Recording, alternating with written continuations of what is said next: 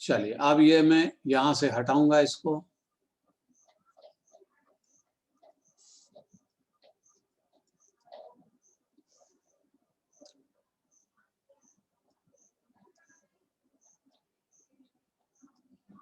चलिए अगली कहानी पे आते हैं हम। एटम के बारे में आपने atomic number, atomic structure in सबको समझा, क्या होता है atomic number and atomic weight क्या होता है, न्यूट्रॉन के नंबर कैसे पता करते हैं ये आपने पता किया। अब हम यहाँ आते हैं कुछ डेफिनेशंस पे। आइसोटॉप्स,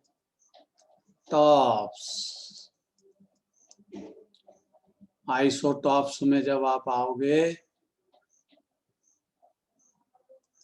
चलिए आइसोटॉप्स की डेफिनेशन क्या है, 9th-10th में पढ़ के आए। मैंने अभी आपको बोला मैं 10th पढ़ाऊंगा अभी केवल 1-2 दिन, फिर 10th का जो सिलेबस 9th-10th का सिलेबस कंप्लीट हो जाएगा मेरा एटॉमिक स्ट्रक्चर से रिलेटेड, फिर इसी को 11th पे लेके चलूंगा, ताकि आपको ये भी पता नहीं चले कि आप 10th पास हो गए ना हुए और कब 11th में आ गए। वैसे तो इस साल पता ही नहीं चली है आपको कैसे पास हो गए आप, फिर भी पास तो पास है। आइसोटॉप्स, आइसोटॉप्स की क्या डेफिनेशन है 9th-10th में आप पढ़ के आए, किसी को पता हो तो बोलिए स्पीकर ऑन करके। स्पीकर ऑन करके आप बोल सकते हो, चैट में बोलोगे मेरे को देखने जाना पड़ता अलग से। चलिए भाई देखते हैं, फिर भी किसी बच्चे ने अगर लिखा है तो समझना तो पड़ेगा ना। Same atomic number but atomic mass different. Kalyani, very good, Kalyani ने डेफिनेशन लिखी, बाकी सब बच्चों को भी आती है ऐसा मैं मानता हूँ। तो आइसोटॉप्स का सीधा मीनिंग है, कल्याणी ने जो लिखा मैं लिख देता, same atomic number but different. ये कल्याणी ने बोली है, वही लिखी है मैंने, डिफरेंट एटॉमिक मास। उस एलिमेंट के पेयर को हम बोलते हैं आइसोटॉप्स, दुनिया जानती है। अब मैं आइसोटॉप्स पहले हाइड्रोजन के समझाऊंगा फिर क्लोरीन के समझाऊंगा। हाइड्रोजन के 3 आइसोटॉप्स होते हैं, एक का नाम ये, इसको आप हाइड्रोजन ही बोलते हो, कुछ दुनिया में लोग इसको प्रोटियम बोलते होंगे, अपन हाइड्रोजन बोलेंगे, ठीक है। दूसरा हाइड्रोजन का आइसोटॉप्स होता है H12, इसको ड्यूटीरियम बोलते हैं लोग। क्या बोलते हैं? ड्यूटीरियम। हाइड्रोजन को तो हाइड्रोजन से रिप्रेजेंट करते हैं, ड्यूटीरियम को D से रिप्रेजेंट करते हैं। तीसरा आइसोटॉप्स होता है H13, इसको ट्राइटियम बोलते हैं और कैपिटल T से इसको रिप्रेजेंट करते हैं, ठीक है भाई। ये 3 आइसोटॉप्स हाइड्रोजन के हैं। देखो अब ये पहला वाला जो हाइड्रोजन का आइसोटॉप्स की डेफिनेशन फिर से रिपीट करता, सेम एटॉमिक नंबर, इनके एटॉमिक नंबर सेम है, एटॉमिक मास डिफरेंट है, एक का 1 है, एक का 2 है, एक का 3, और नेचर में ये ऐसे ही मिलते हैं। और कहानी आगे बढ़ेगी तो आपको ये समझ में आएगा कि नेचर में ये तीनों अलग अलग नहीं मिलते, नेचर में ये तीनों का मिक्सचर मिलता है। जब आप हाइड्रोजन की डिस्कवरी करोगे, हाइड्रोजन के पास जाओगे ना, तो उसमें ये तीनों का मिक्सचर मिलेगा आपको। हाइड्रोजन प्योर स्टेट में कभी नहीं मिलता है, उसको आपको डिफरेंट सेपरेट करना पड़ेगा। तो चलिए, यह हाइड्रोजन का कैसा आइसोटॉप्स है? लाइटर, इसको लाइटर आइसोटॉप्स बोलते हैं, इसको हेवी आइसोटॉप्स बोलते हैं, और इसको रेडियो एक्टिव आइसोटॉप्स बोलते हैं। ये तीनों के नाम। अब भाई ऐसा क्यों बोलते हैं? लाइटर मतलब वो बहुत कम वजन का है, उसमें खाना पीना खाता नहीं था ये वाला हाइड्रोजन का आइसोटॉप्स पहला वाला, तो हेल्थ के मामले में लाइटर है। ये हैवी है, ये दिन भर भोजन करके घर में सोता है, क्लास इसको ऑनलाइन से लेना देना ही नहीं, तो ये हैवी आइसोटॉप्स। और तीसरा कौन है? Radio active. ये आइसोटॉप्स वो है जो अल्फा बीटा गामा रेस को रिलीज करता, ऑटोमेटिक शाइनिंग होती, चमकता हुआ अपने को दिखाई देता, उसको बोलते हैं रेडियो एक्टिव। चलिए अब इनमें क्या पता करें? इलेक्ट्रॉन के नंबर, प्रोटॉन के नंबर, और किसके नंबर पता करें? न्यूट्रॉन के नंबर। तो देखो भाई, इलेक्ट्रॉन प्रोटॉन तो सेम होंगे। क्यों होंगे सेम? अरे सेम इसलिए होंगे कि इनका एटॉमिक नंबर सेम है ना, एटॉमिक मास डिफरेंट है। तो देखो पहले वाले में इलेक्ट्रॉन 1, दूसरे वाले में इलेक्ट्रॉन 1, तीसरे में भी कितना है 1। अब उधर चलो प्रोटॉन पता करो 1। एटॉमिक नंबर ही तो इलेक्ट्रॉन प्रोटॉन है। आइसोटॉप्स में न्यूट्रॉन बदलते हैं, number of neutron different means isotopes पैदा हो जाएगा। किसके कारण आइसोटॉप्स पैदा होते हैं? Isotopes produce due to difference of number of neutron. इसका न्यूट्रॉन 0। ये हाइड्रोजन का पहला आइसोटॉप्स है और दुनिया का ये सबसे पहला एलिमेंट है जिसमें न्यूट्रॉन नहीं होता। न्यूक्लियस में केवल प्रोटॉन होता है, इसीलिए इसकी कीमत है। इसमें न्यूट्रॉन 1, इसमें न्यूट्रॉन 2। अब देखिए आप किसी भी कॉम्पिटिटिव एग्जाम की तैयारी करें, क्वेश्चन इस पे क्या था, हम जो चीजें पढ़ते हैं उनका मीनिंग क्या, क्यों पढ़ते हैं, बेवजह टाइम पास करते हैं या कुछ मीनिंग है। तो यहाँ पर जब हम आइसोटॉप्स की डेफिनेशन पढ़ रहे हैं, हाइड्रोजन के स्ट्रक्चर बना रहे हैं, तो सबसे पहला क्वेश्चन कॉम्पिटिटिव एग्जाम में यह आता आपको उलझाने के लिए, how many number of electron in hydrogen in the nucleus. How many number of electron in nucleus of hydrogen. वो आपसे क्वेश्चन करने में लगा है कि हाइड्रोजन के न्यूक्लियस में कितने इलेक्ट्रॉन होते हैं। क्या आंसर होगा आपका, बोलिए जरा, मैं भी तो सुनूं आपका आंसर। बोलिए मैसेज में बोले, देखते हैं भाई कौन बोला जरा। अरे भाई यशराज 1, चलिए भाई और बोलिए। दूसरे स्टूडेंट बोलिए, मैंने क्वेश्चन पूछा है how many number of electron. ये दिमाग का क्वेश्चन है, ब्रेन इंटेलिजेंसी का क्वेश्चन है। How many number of electron in nucleus of hydrogen. Kalyani ने सही आंसर दिया, यशराज ने गलत आंसर दिया। यशराज इसको करेक्ट करिए, 1 को 0 बनाइए, क्योंकि न्यूक्लियस में कभी किसी एलिमेंट के इलेक्ट्रॉन आपको नहीं मिलेगा। चाहे आप उसके न्यूक्लियस में जा करके बैठ जाइए, इलेक्ट्रॉन नहीं मिलेगा, क्योंकि न्यूक्लियस में तो does not contain electron. Nucleus में प्रोटॉन और न्यूट्रॉन है। इसलिए यशराज ये ऐसे क्वेश्चन आते हैं एग्जाम में और हम जल्दबाजी में गलत कर देते हैं। तो जल्दबाजी मत करिए, आराम से पढ़िए। अपने पास 2 साल का समय है और ये 2 साल हमारे लिए कीमती है, और अनलिमिटेड वाउचर है। तो चलिए अपनी बात पर आ जाते हैं कि हाइड्रोजन क्वेश्चन कैसे आते हैं, वो बात चल रही थी। हाइड्रोजन के न्यूक्लियस में इलेक्ट्रॉन 0 होगा, प्रोटॉन 1 होता है। अब आपसे दूसरा क्वेश्चन करेगा, how many number of neutrons, total neutrons in isotopes of hydrogen, all isotopes of hydrogen. Question को ध्यान से सुन लीजिए, how many number of neutron total in total isotopes of hydrogen. किसी ने आंसर दिया है भाई, किसने दिया है? साक्षी सिंध। जो जल्दी से आंसर देगा, ये ध्यान रखिए, उनको मैं डेयरी मिल्क देता हूँ। जो बच्चे जल्दी आंसर देते हैं उनको मेरी तरफ से डेयरी मिल्क मिलती है, ये ध्यान रखिए। इसलिए आंसर देते समय केयरफुली, फास्ट। बस एक ही आंसर पढ़ता हूँ। पहला आंसर कल्याणी ने दिया था, अभी आंसर दिया सबसे फास्ट साक्षी सिंधे ने। Very good. 3 देखिए भाई, 3 उसने बोला है तो कुछ सोच समझ के बोला होगा। ये टोटल, ये 2 आइसोटॉप्स में टोटल 3 है। बस काम खत्म, यही आंसर है। अब क्वेश्चन बदलेगा, वो बोले हेवी आइसोटॉप्स में कितने न्यूट्रॉन, तो आप आंसर क्या दोगे? 1। बोला वो रेडियो एक्टिव आइसोटॉप्स में न्यूट्रॉन कितने हैं, बोले तो इलेक्ट्रॉन प्रोटॉन का क्वेश्चन नहीं पूछेगा, पूछे तो फिर इक्वल होंगे। इसको नोट कर लीजिए, आइसोटॉप्स की डेफिनेशन मैंने लिख रखी है, पूरा चार्ट जो बना हुआ है वो नोट कर लीजिए। अब मैंने अक्षर थोड़े बड़े लिखे हैं। धनाश्री, अब कोई प्रॉब्लम तो नहीं आ रही बोर्ड देखने में? धनाश्री को आवाज आ रही है मेरी?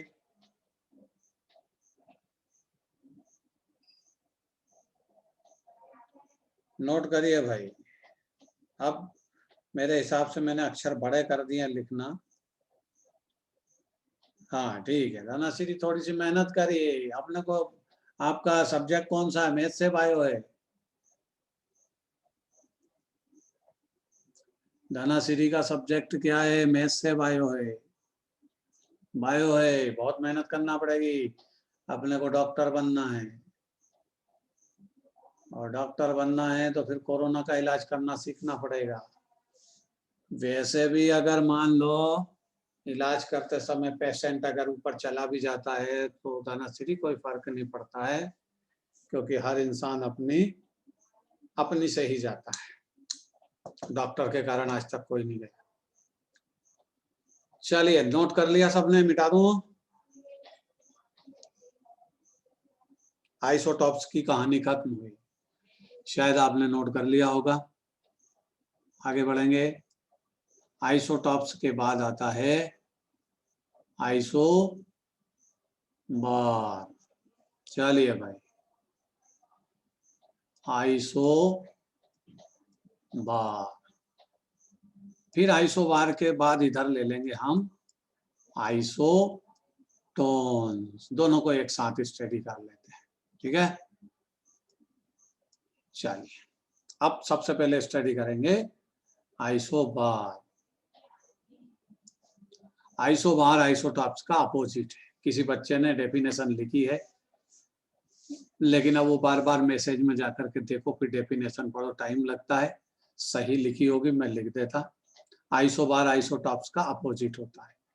Same atomic mass but different atomic number. सीधी सी डेफिनेशन है भाई, इसी को एक्सप्लेन कर देता, एग्जांपल समझा देता। सेम एटॉमिक मास, जैसे आर्गन सुना होगा नाम, उसका एटॉमिक नंबर होता है 18 फिर 40, ये एटॉमिक मास। इसका कंपैरिजन करें कैल्शियम 20 40 से, देखो भाई एटॉमिक मास तो सेम आ गया, इसका भी 40 इसका भी 40। इसका मतलब यही आइसोबार का पेयर है। पेयर होगा क्योंकि दो एटम सेम नहीं हो सकते, क्योंकि एटॉमिक नंबर सेम होगा तो एटम सेम हो जाएंगे। अब समस्या आती है, इनके इलेक्ट्रॉन पता करें। आर्गन के इलेक्ट्रॉन 18, प्रोटॉन पता है भाई, जितने इलेक्ट्रॉन उतने प्रोटॉन, न्यूट्रॉन कितने हो जाएंगे 22। फार्मूला पता है आपको, W माइनस एन 40 माइनस 80। चलिए इसका 20-20 का गेम है, इलेक्ट्रॉन 20 प्रोटॉन 20 न्यूट्रॉन भी 20।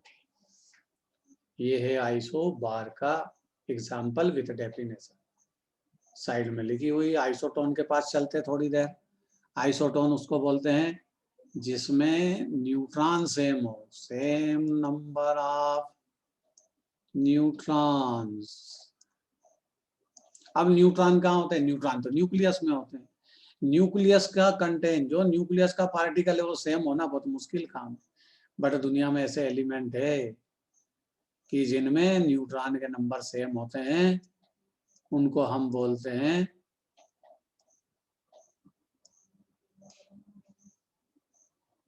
आइसोटोन। क्या बोलेंगे, आइसोटोन। आइसोटोन मतलब सेम नंबर ऑफ न्यूट्रॉन। अब देखिए ये सिलिकॉन है, Si 14, एटॉमिक नंबर 14 है, 30 एटॉमिक मास। इसका आइसोटोन्स होगा फास्फोरस 1531, इसका आइसोटोन्स होगा 1632। सल्फर। देखो मैं इलेक्ट्रॉन प्रोटॉन न्यूट्रॉन के बजाय आपको न्यूट्रॉन पता करके बता था, क्योंकि न्यूट्रॉन ही तो सेम होना चाहिए। ये न्यूट्रॉन, इसमें से इसको माइनस करो, कितना हो गए 16। 31 से 15 माइनस करो 16, इसमें से इसको माइनस करो, ये आ गया। बस भाई कहानी को नोट कर लीजिए, डेफिनेशन भी लिखी हुई, बोलने की कोई आवश्यकता नहीं है। और जब आप नोट कर लें तो ओके लिखिए मैसेज में, फिर मैं अगली स्टोरी सुनाता आपको।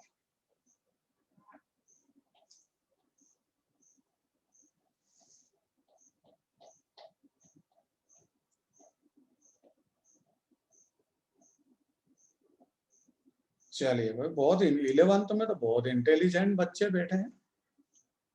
ऐसे बच्चे मेरे को 12th में मिल जाए तो रिकॉर्ड ब्रेकिंग न्यूज बनेगी, इतनी जल्दी नोट कर लेते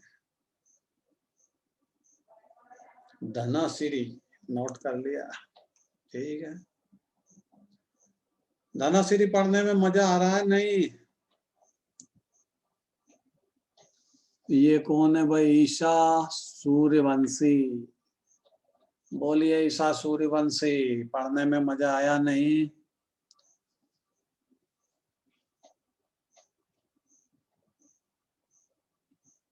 कोई जवाब नहीं देता। ओह, कौन आया भाई अब एडमिट होने इतनी बजे जब क्लास ही खत्म होने वाली है? I am happy because you are teaching in my funny manner. Kalyani, Kalyani हम भुइंज की क्लास में जब आकर के पढ़ाते हैं ना क्लास में, अभी ऑनलाइन है इसलिए यहाँ रिकॉर्डिंग होती रहती है, इसलिए हम ज्यादा मजाक नहीं करते। लेकिन जब हम भुइंज पढ़ाने आते थे क्लास में, तो जो आपके सीनियर बच्चे हैं उनसे पूछिए, वो हंसते ज्यादा थे, पढ़ते कम थे, लेकिन पढ़ते भी थे।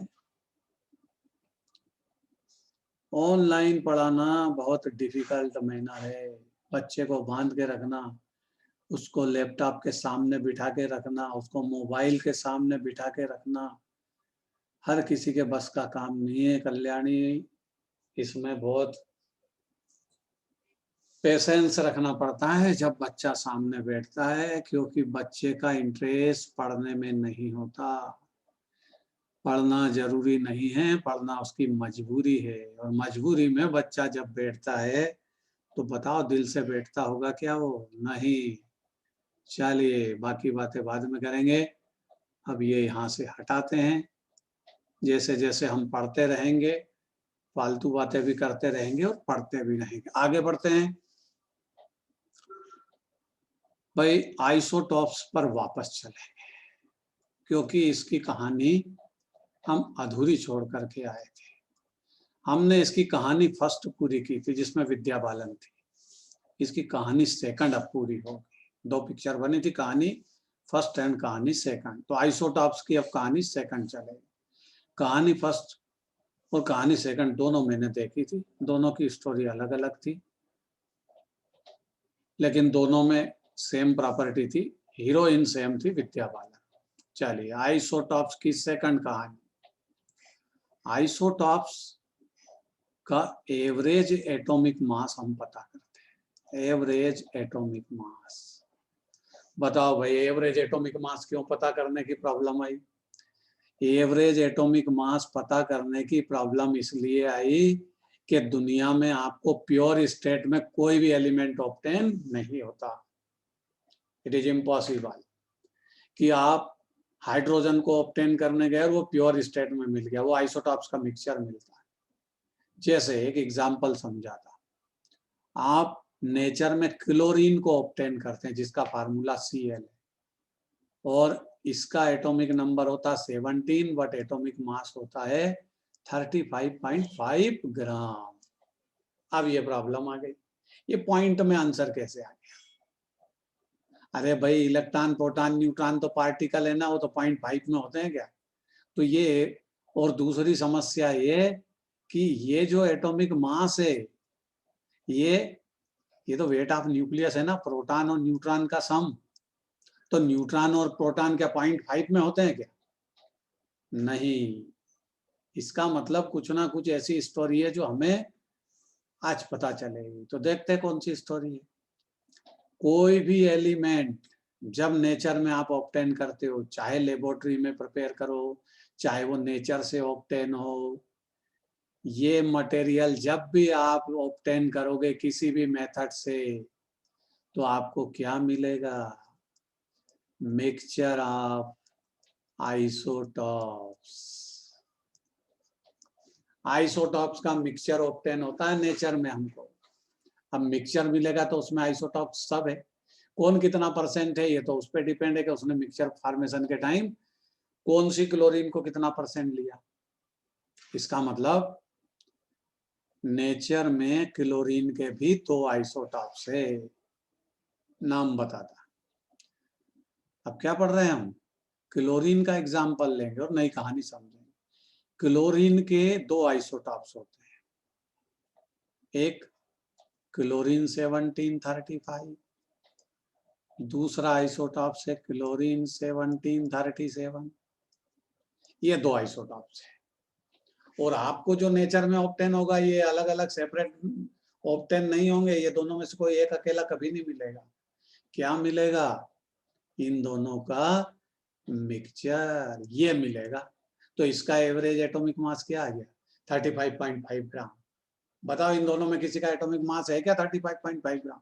नहीं, एक का मोलर मास है, सॉरी हाँ एटॉमिक मास है 35, दूसरे का कितना है 37।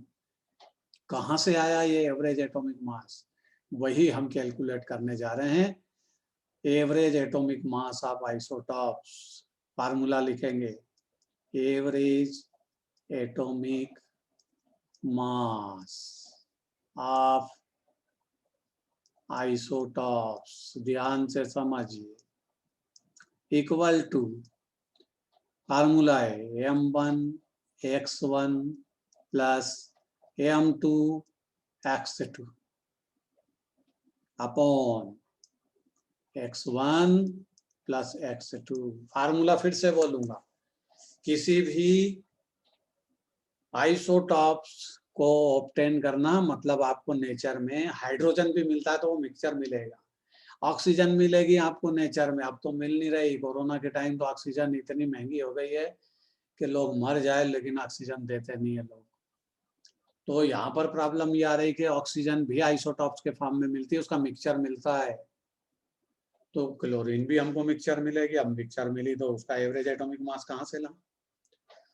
देखिए, एवरेज एटॉमिक मास आप आइसोटॉप्स का ये फेमस फार्मूला है m1x1 m2x2 upon x1 plus x2। देखते हैं यहाँ पर कौन कौन है। m1 ये लिखा है,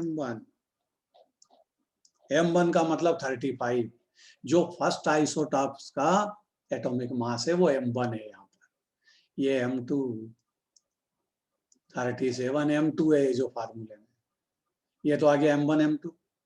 दूसरा, अब x1 x2 की बात करें, ये परसेंटेज रेशो है आइसोटॉप्स के मिक्सचर में एलिमेंट का। तो यहाँ पर ऐसा बोलते हैं लोग कि ये 75% होती है उस मिक्सचर में। कितना परसेंट होती है?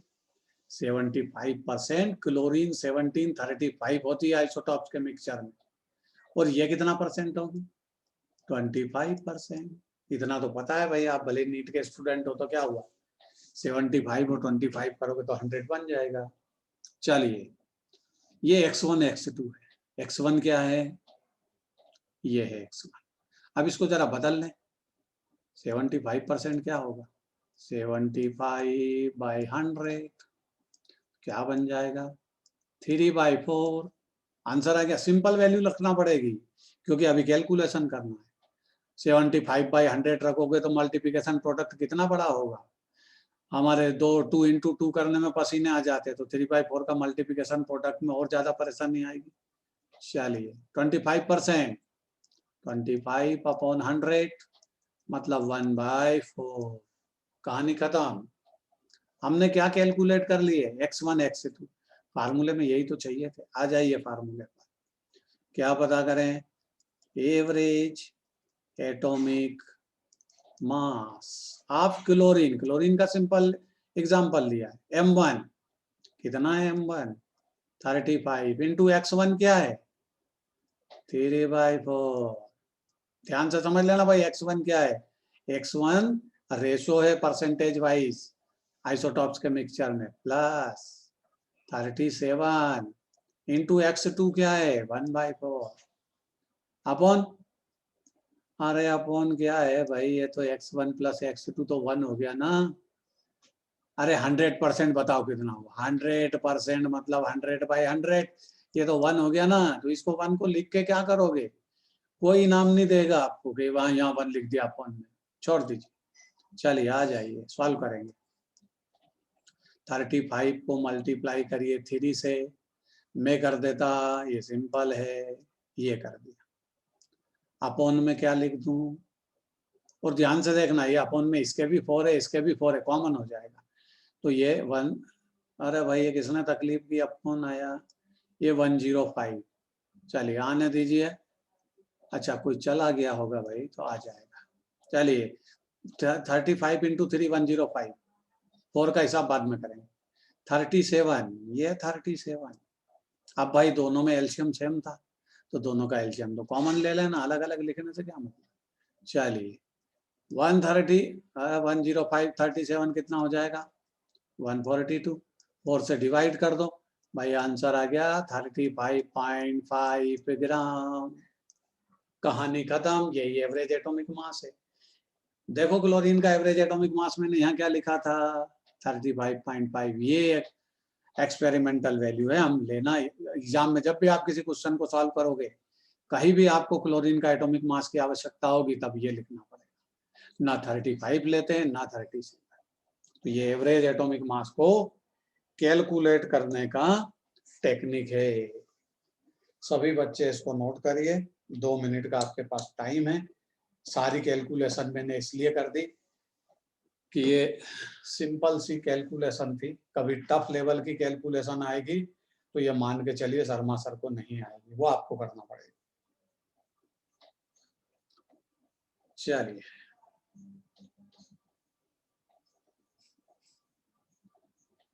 जब आप नोट कर लें तो ओके लिखिए, तो आगे बढ़ेंगे।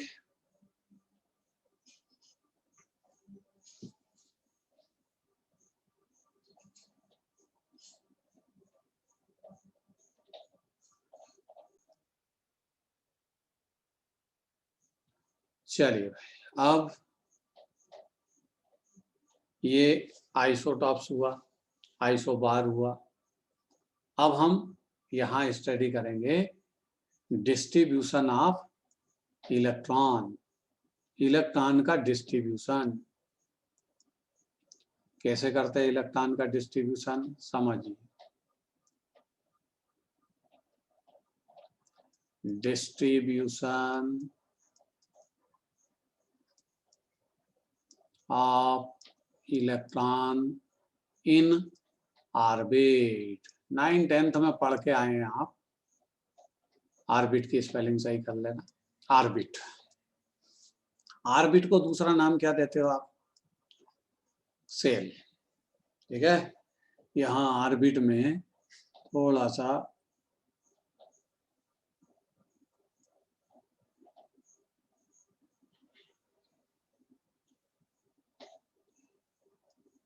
चलिए इसको हटा देते हैं, फिर से लिखते हैं ऑर्बिट, क्योंकि भाई ऑनलाइन इस चीज को दुनिया देखती है और स्पेलिंग अगर गलत होगी तो प्रॉब्लम होती है। Distribution of electron in orbit और सेल। ऑर्बिट और सेल क्या होता है, सबसे पहले उसकी डेफिनेशन समझें। ये न्यूक्लियस, अब न्यूक्लियस की बात नहीं करेंगे, न्यूक्लियस में होता है प्रोटॉन और न्यूट्रॉन, उनकी बात अब नहीं होगी।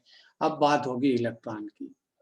इलेक्ट्रॉन कहाँ है, न्यूक्लियस के सराउंडिंग स्पेस में, अराउंड द न्यूक्लियस। न्यूक्लियस के सराउंडिंग स्पेस में इलेक्ट्रॉन हाई स्पीड से रिवॉल्व है, और इलेक्ट्रॉन की जो स्पीड है, हाई स्पीड कितनी है, 2.18 इंटू 10⁻⁶ मीटर पर सेकंड। ये इलेक्ट्रॉन सर्कुलर ऑर्बिट में हाई स्पीड से, इतनी स्पीड से रिवॉल्व होता है। चलिए हम स्टडी कर रहे हैं distribution of electron in orbit. Orbit में इलेक्ट्रॉन कितने होते हैं, ऑर्बिट किसको बोलते हैं, तो पहले ऑर्बिट की डेफिनेशन समझें। ऑर्बिट का दूसरा नाम सेल, और सेल ऑर्बिट का मीनिंग क्या होता है, circular path of electron. Electron का circular path around the nucleus, उसको हम ऑर्बिट के नाम से जानते हैं। अब किसी भी ऑर्बिट में इलेक्ट्रॉन कितने होते हैं आप स्टडी करके आएंगे, इस फार्मूले से हम इलेक्ट्रॉन का डिस्ट्रीब्यूशन करते हैं। एन का मतलब क्या है, एन का मतलब नंबर ऑफ ऑर्बिट। अब मैं बार बार ऑर्बिट और सेल को 2 बार नहीं लिखूंगा, आप समझ लीजिए सेल और ऑर्बिट एक ही बात है। तो नंबर ऑफ ऑर्बिट, एन की value n equal to 1 put up करो, यहाँ 1 पुटअप करना है, 1 का स्क्वायर 1, 1 का स्क्वायर 1 तो 1 1 मल्टीप्लाई बाय 2, तो फर्स्ट ऑर्बिट में कितने इलेक्ट्रॉन फिलअप करते हो आप? 2, इससे ज्यादा कभी नहीं कर सकते। ये आप स्टडी करके आए हैं, फर्स्ट ऑर्बिट में 2 इलेक्ट्रॉन्स होंगे मैक्सिमम। अब बोलोगे सर हाइड्रोजन में तो एक ही इलेक्ट्रॉन होता है, तो आप एक रख दो ना, आपका टेंशन थोड़ी वो हाइड्रोजन का टेंशन है। आप इतना टेंशन क्यों करते हो सर उसमें एक इलेक्ट्रॉन? ये उसकी प्रॉब्लम है कि उसके पास एक इलेक्ट्रॉन है, वो इंटरनेशनल भिखारी है, तो हम क्या करें? इसमें हमारी क्या गलती है? एक इलेक्ट्रॉन है, एक रख दो, but maximum 2।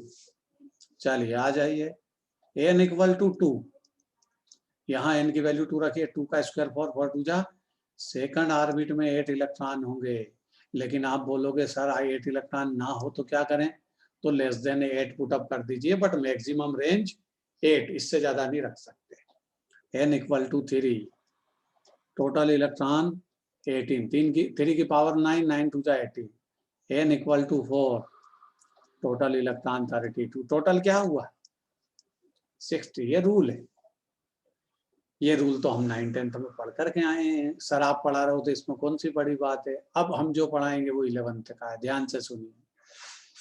Outer most shell, outermost orbit called valency shell. क्या बोलते हैं आउटर मोस्ट ऑर्बिट को? Valency shell. इसका रूल अब याद करना पड़ेगा। क्या रूल है? 1 to 8 इलेक्ट्रॉन ओनली, ये रूल है। बस 5 रूल याद रखिए, 4 तो मैंने इधर लिखे हैं।